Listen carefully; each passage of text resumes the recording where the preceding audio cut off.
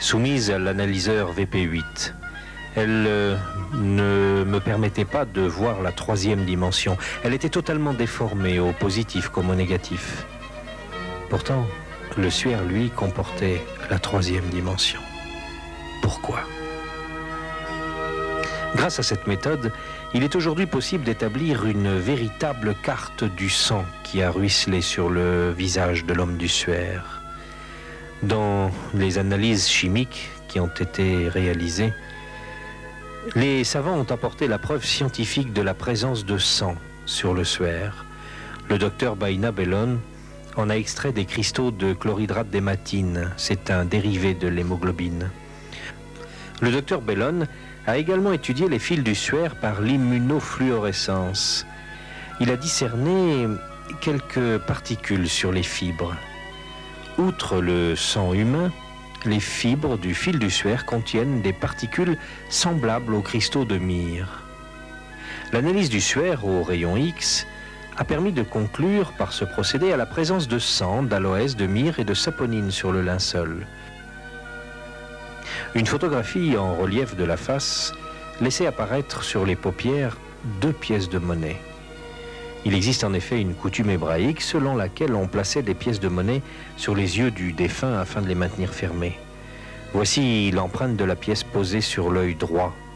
Elle a été comparée à une pièce frappée par Ponce Pilate. On distingue sur l'empreinte de l'œil la houlette bordée de 4 lettres grecques Ikai. Il semble que ces lettres Ikai forment la partie visible de la légende grecque Tiberio Ikai Kapok, c'est-à-dire César.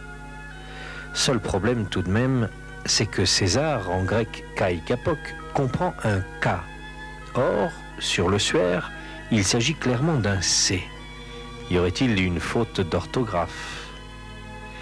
Des numismates ont mis à jour une pièce frappée par Ponce Pilate avec la houlette de l'astrologue surmontée des lettres Kai Kapok, César, avec un C au lieu d'un K. Curieux tout de même, la même faute d'orthographe confirmée par la numismatique. Dans un agrandissement tridimensionnel, les lettres sont bien visibles. Seuls 3 types de pièces peuvent correspondre au genre de la pièce qui a fermé la paupière droite de l'homme du suaire. La date de leur émission est marquée dessus et correspond à l'an 29, 30 et 31 après Jésus-Christ. Quant à l'œil gauche, la pièce est impossible à identifier. Nous pouvons remarquer seulement 2 lignes dessinant un motif plausible. Certains proposent tout de même pour ce motif les 2 lignes incurvées formées par la gerbe de blé d'une autre pièce de Ponce Pilate. Nous n'avons pas plus de certitude du côté des inscriptions mystérieuses du linge à la hauteur du visage. Certains les ont identifiées comme l'inscription 3 fois répétée de In Netche, c'est-à-dire à mort. On devine également au-dessus du sourcil droit 3 formes rappelant des lettres hébraïques et un signe, mais il est impossible de pouvoir reconstituer un mot sans doute écrit en hébreu ou peut-être en araméen. Sur le front, on devine 2 fragments du mot latin ib et iber. Peut-être sont-ce des débris de Tiberius, répétés 2 fois. Sur une photo tridimensionnelle, on semble lire les lettres Nazaré. Était-ce une indication de la patrie ou de la nationalité du condamné? Mais ces inscriptions ne prouvent rien. Elles ont pu être rajoutées plus tardivement. Quand l'a-t-on découvert et d'où vient-il? Une pièce de plomb a été retrouvée en 1855 au fond de la Seine. Elle est actuellement au musée de Cluny. Elle montre une ostension, c'est-à-dire une présentation publique du suaire. Sous le suaire se trouve un médaillon au centre duquel le tombeau vide avec la croix et la couronne d'épines. Ce médaillon est encadré des armoiries de Geoffroy de Charny, mort en 1386, et de Jeanne de Vergy, son épouse. J'avais enfin une certitude, le suaire a bien été de 1353 à 1453 la propriété des comtes de Charny à Liray près de Troyes. Voici la façon dont il a été conservé plié pendant des siècles. On ne voyait de lui que le visage. Puis il a été offert à la maison de Savoie et conservé à Chambéry de 1453 à 1578. C'est là qu'il a été malheureusement brûlé lors de l'incendie de 1532. Ici, une copie du Suaire exécutée avant l'incendie par Dürer en 1516 pour Marguerite d'Autriche. Cette copie est conservée dans l'église Saint-Gomer à Lierre en Belgique. Si un artiste copiait le Suaire, et il y en a de nombreuses copies, il faisait par superstition toucher sa toile à l'original. Est-ce ce fait qui expliquerait qu'on retrouve aussi sur le Suaire quelques traces de vermillon ? Voici une estampe commémorant l'arrivée en 1578 du Suaire à Turin.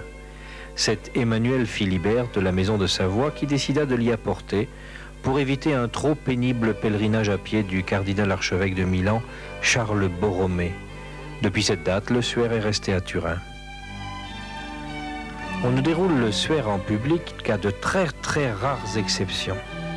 Les dernières ostensions ont eu lieu en 1898 au mariage d'Emmanuel III, en 1931 à l'occasion du mariage d'Humbert II, en 1933, déclarée année sainte extraordinaire pour l'Église catholique, et en 1978 pour le 4e anniversaire de son arrivée à Turin. Pourtant, il me fallait remonter le plus loin possible dans l'histoire. Mais la seule certitude que je pouvais posséder, c'est que Geoffroy de Charny en fut le premier possesseur en France. Mort prématurément le 19 septembre 1356 à la bataille de Poitiers, voulant en protéger de son corps son roi Jean le Bon, Geoffroy de Charny n'a malheureusement jamais expliqué comment il s'était procuré le drap. Les historiens ne possèdent donc aucune preuve absolue de l'existence du Suaire de Turin avant 1353. Y avait-il pourtant quelques évidences troublantes? Et en effet, curieusement, on retrouve trace dans l'histoire d'une rumeur selon laquelle les Templiers avaient caché et vénéré une relique, une tête mystérieuse qu'ils idolâtraient. Un historien, Wilson, dénonce cet objet mystérieux comme ayant été volé par les croisés lors du sac de Constantinople en 1204. L'histoire des Templiers se termine tragiquement en 1314 lorsque Jacques de Molay, précepteur ou grand maître de Normandie, monte sur le bûcher le 19 mars 1314. À ses côtés, brûlait avec lui un fidèle compagnon. Ce fidèle compagnon s'appelait Geoffroy de Charnay. Entre Geoffroy de Charnay, templier, mort en 1314, ayant participé à la vénération de la tête secrète, et Geoffroy de Charny, champenois, mort en 1356, c'est-à-dire 42 ans plus tard, et premier propriétaire du Suaire en France, la tentation de les croire parents est assez forte. Depuis, les artistes chrétiens ont, à travers les siècles, apporté un témoignage à leur manière. Le Christ de l'église de Gourdon, en Bourgogne, est manifestement une copie du Suaire de Constantinople. La Sainte Face de Lan, une œuvre conservée dans le trésor de la cathédrale, fut exécutée par un Slave à Constantinople entre 1201 et 1204, c'est-à-dire juste avant la prise de Constantinople par les croisés. Tout dans cette œuvre rappelle le Suaire, l'absence de cou et d'épaules, les longues mèches, le cerne des yeux dissymétriques, l'enflure du nez, la bouche. Robert de Clary, chevalier picard, porte témoignage sur la présence du cidoine du Seigneur détenu en l'église Notre-Dame-Sainte-Marie de Blacherne à Constantinople en août 1203. Il l'a vu lors d'une présentation publique aux fidèles pour montrer, dit-il dans ses notes, le vrai visage de notre Seigneur. Autre témoignage troublant, le Christ Pantocrator peint sur le dôme de l'église de Daphné au XIe siècle. Et là, non plus, aucun doute n'est possible. Il s'agit encore d'une œuvre copiée du Suaire de Constantinople. L'artiste a même copié les accidents du linge. La ligne ombrée sur le front, la marque entre les sourcils,